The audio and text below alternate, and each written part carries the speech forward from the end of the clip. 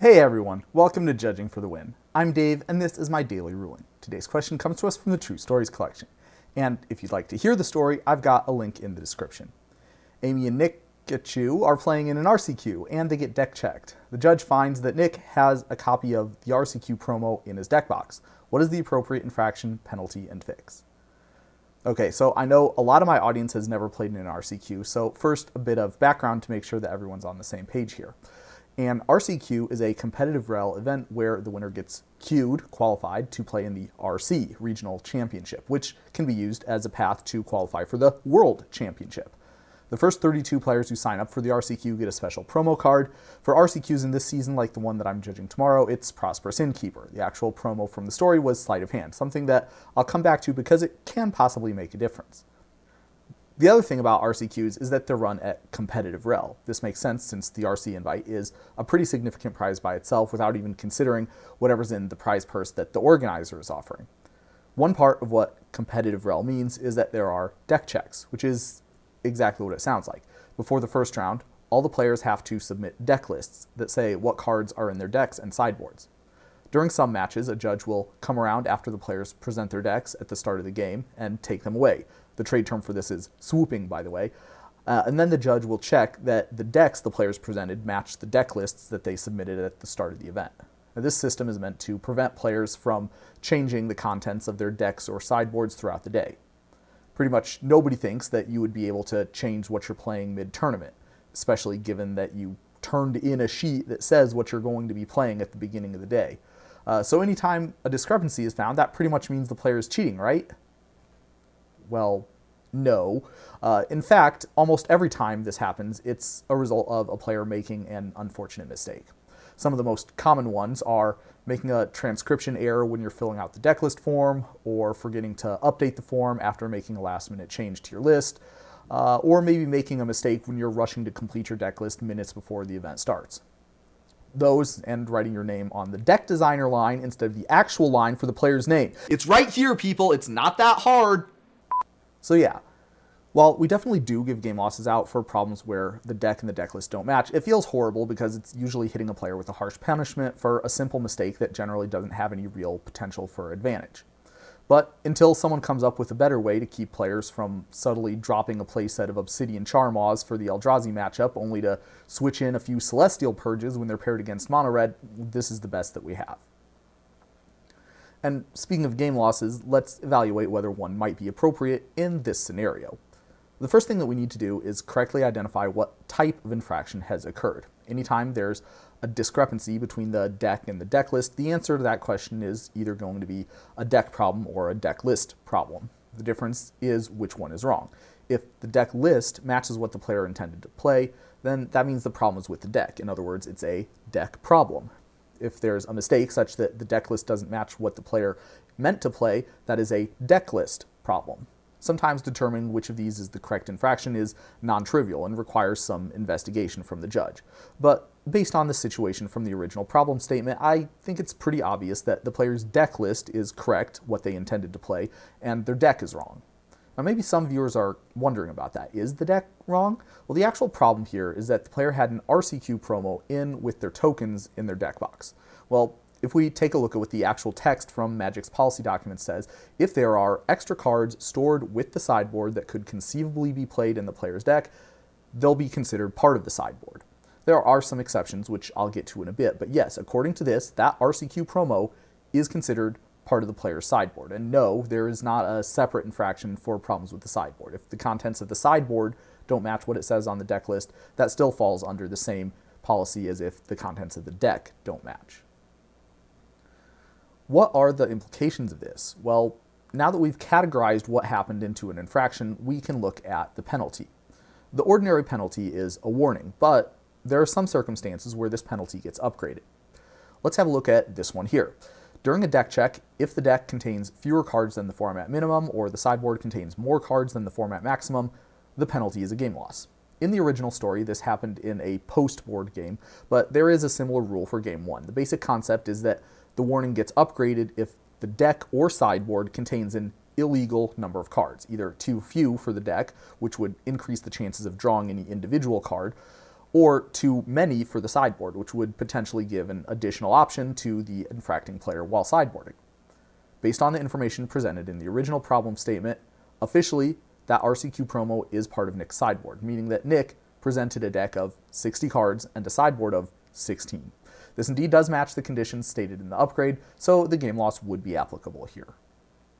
Now, if you watched Nikachu's video, you know that he didn't end up getting a game loss, although he plausibly could have. That said, remember what I told you earlier. Judges hate giving out game losses for stuff that almost certainly was a harmless mistake, because contrary to what you might have heard, we aren't robots. We actually do care about stuff like that, and it actually does feel bad hitting a player with a penalty that's grossly out of line with the magnitude of the mistake that caused it. So over the years, judges have developed a few outs to avoid having to assess this particular game loss. Let's take a look at them and see if any might be applicable to the scenario presented in the original problem statement. And we'll start off with the exceptions that I teased earlier. Remember, the whole issue stems from us considering the RCQ promo to be part of Nick's sideboard. Now that's based on this line in policy, but as you can see, if a card fits into one of these exceptions, it doesn't count. And guess what? The very first exception is for promo cards that have been handed out as part of the event. Turns out this happens a lot, especially when GPs were a thing. Unfortunately, in the original situation, the organizer had not yet handed out promos for that RCQ. The one that the judge found during the deck check was actually one that Nick had gotten in a previous RCQ that he had kept in that deck box. It was legal for him to do that during the event that he got it because, based on this exception, it did not count as part of his sideboard during that event. But he would have needed to take it out prior to the start of the next event that he played in. Oops. In case you're wondering, the other exceptions are for damaged cards, which an officially issued proxy is being used for, and double-faced cards, which are being represented by substitute cards in your deck. Also, did you know that you can have double-faced cards in opaque sleeves in your deck, and then have an additional set of copies for those cards set aside to represent the night side? I'm not sure I've ever seen anyone do this, but hey, if you want to buy twice the number of cards that you would ordinarily need, Wizard sure isn't going to stop you. Another thing to note is that this rule only applies to extra cards that are stored with the sideboard. To understand this line, let's recall the original reason why deck problem infraction exists in the first place. We don't want players to change out the cards in their deck or sideboard in the middle of a tournament. Now, in between matches, there's not a whole lot we can do if someone wants to cheat this way. They can go to the bathroom or go to their car and show up the next round with a completely different 75, and there's no way that we could prevent that other than deck checking some percentage of the players and hoping the rest of them are honest. On the other hand, if someone wanted to change out cards during a match, that's an environment where there's a little bit more control, since there's an opponent sitting across from you who knows it's against the rules to change your deck and sideboard. There's also more value to changing cards in the match when you're more likely to have information about which cards would be better or worse in the matchup.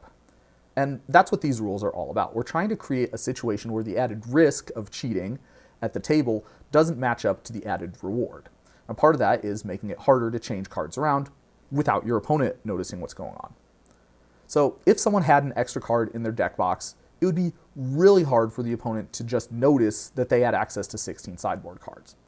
On the other hand, if someone opened up their backpack, pulled out a card from their trade binder, and then tried to put that in their deck, well, that would probably raise a big red flag for most players. So therefore, if you store that RCQ promo in a trade binder or another deck box in your backpack, no judge is going to give you a penalty for that. Another compartment in the same deck box is a little shakier, but most judges would probably give that a pass as well. Officially, you're supposed to present your sideboard to your opponent at the same time that you present your deck. This has gotten a bit more mainstream, especially with the printing of companions, but it is still far from ubiquitous, especially in my area. If you have your sideboard out on the table and you have an extra card in your deck box, you could argue that your extra card is stored in your deck box and not with your sideboard, but that's definitely riskier. There certainly are some judges who would penalize for that, and most of the rest would at least be wondering whether they made the right call after they didn't. If you're interested in this topic, I had a video about game reminders a few months ago where I talked in more detail about this philosophical concept of how judges decide where to draw the line between rigidly enforcing the rules and tolerating some degree of wiggle room in order to streamline the gameplay experience. Now, another thing to note about the situation at hand is that the offending card needs to be one that could conceivably be played in the player's deck. Now, judges have historically ruled pretty strictly on this point. Conceivably playable is a lot lower of a standard than typically playable or even logically playable. Off-color basics are conceivably playable. Heck, even cards that couldn't be cast using any combination of mana sources available in the deck are conceivably playable because color identity is not a thing in the formats RCQs are played in. A nice judge might give you a break on an off-color card that your deck has no reasonable benefit of having access to, but that's up to the head judge's interpretation of this line. On the other hand, cards that are not legal in the format are not conceivably playable. Sometimes I see people using the Rock Lobster, Paper Tiger, and Scissors Lizard cards as a fun way to determine who goes first, or cards from a different card game as tokens. The promo from the current RCQ round is Prosperous Innkeeper, which is not in Tarkir Dragonstorm, meaning that if you were going to play a Tarkir sealed RCQ, that promo would fall under this exception. This version of Craterhoof Behemoth is also not in that set, so if you bought one at the store, I think most judges would be okay with you keeping it in your deck box for that event, although I wouldn't fault a judge for saying no. This version is also not available in play boosters, but I think that's a little closer to the line. Remember, the goal of this rule is to keep players from sneaking extra cards into their deck or sideboard without their opponent noticing. The reason cards that couldn't be conceivably played are exempt from this is because there's no danger of this happening with them. If someone tried to play a Brainstorm in a modern event, I'd probably call a judge even if it happened in a match the next table over from me. On the other hand, I think it would be very plausible for a player to use this promo Craterhoof Behemoth in a live game without their opponent even noticing. Finally, cards with different sleeves are ignored when determining deck legality. So if Nick didn't sleeve his promo and somehow managed to shuffle it into his deck, that would not be considered a case of him presenting an illegal deck. Now, this only applies to the cards in the deck, though. In the original problem statement, the card was in Nick's sideboard. So taking all of that into account, what should players do with their RCQ promos? Well, the best case scenario is to not have them in the play area at all. Either put them in your car or your trade binder or another deck box, another compartment of the same deck box, or stored in a clearly distinct spot from your actual deck and sideboard are potential options, but will likely draw increased scrutiny and may result in penalties from strict judges. In or near your sideboard is a definite no-go unless that card is not playable at all in the format. And that advice goes for other cards too, like if you buy singles at the tournament. Finally, in the case of RCQ promos or other promos that you got as part of the event, it is legal to keep them in your deck box with your sideboard. Just make sure you take them out afterwards. And before I close out, I'd like to give a big shout out to Nikachu. In a world where a lot of content creators don't waste time getting the details right when it comes to presenting Magic rules and policy, his video was a breath of fresh air. You could tell that he actually put forth the effort to research and understand Magic's policy around this area for his video, which I think is commendable. But that's all I have for you today. How did you do? Join me again next time for another Daily Ruling. Until then, I hope you have a great day.